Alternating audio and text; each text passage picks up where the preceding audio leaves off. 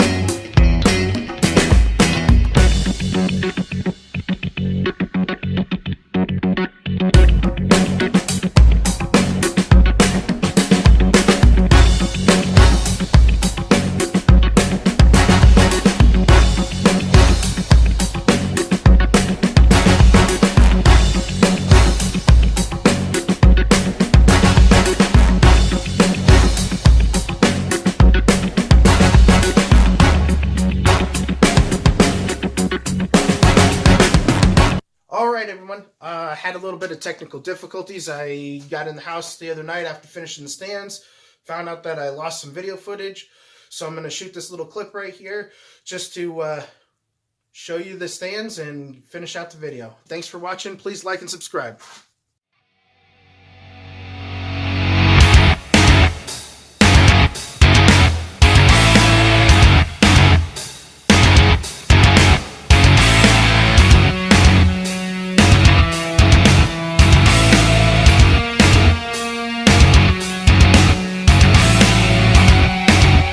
As promised, here's the bonus footage. Right here behind me, you can see I have I call it my gantry crane.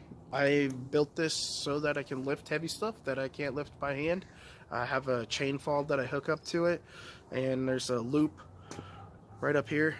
There's a loop of chain, and I hook the chain fall up to that, and then I can position it wherever I need it be. And I've used it to pull the cab, lift this cab up. Also the S10 cab, it's over there underneath the tarp. I've used it to lift that up when I was pulling it off the chassis. And in the building of this trailer, I used it also to help flip that trailer so that I could get the welds on the bottom. And here's another thing. I built this trailer almost completely from scratch. If you go to my Instagram, there's pictures of the build of that on my Instagram at bulldog.nb25 on Instagram, and I'll have a link down below, and we'll go in the shop and find something else. Next up here is this welding cart that I put together. Take a walk around it real quick and let you know about it. A lot of it's just scrap metal that I found. The bottom part is part of a bed frame, and then the casters there. A friend was at work, was throwing them out, and so I took them home and got some rebar on there. Rebar is really cheap to buy. If you can't find it, discard it at maybe construction sites or something sometimes, but if you can't, you can always buy it at Home Depot. It's really cheap to buy at Home Depot, and this is still evolving. I still want to change some things and add some more things to it. I want to put a spot on there. I have a little metal toolbox I want to put on there so I can put some of my consumables in there. And also, not really too fond of this red piece on here and how it holds the clamps. I want to figure out a better idea for that. Let's move on, find something else.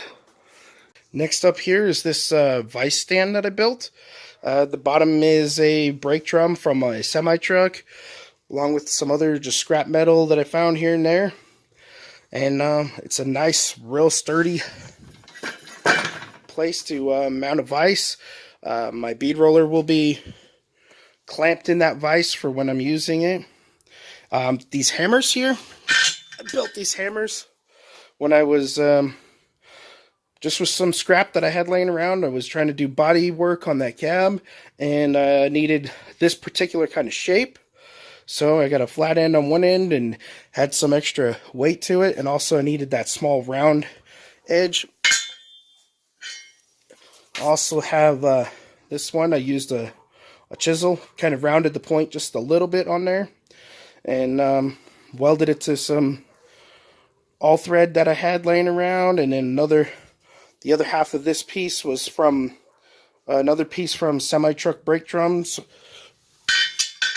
And then this piece I use for forming stuff. I set it up in the vise, clamp it together, and then I can use that radius edge there to form sheet metal. Alright, I got one more thing for y'all. Another homemade tool that I built. It's kind of hard to see it all in one frame. It started as just a long screwdriver from a dollar store. You can see right here where it was painted and welded together. You can see the Phillips head a little bit there. But just put these little rods on here.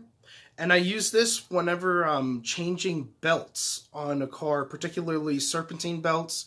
You can reach right down in there and get a hold of the belt and line it up where it needs to be and put it in, so you can't, like if you got big fat hands like me, can't always fit your hands down in all them tight spaces. But this works awesome. I don't like to change a belt without it.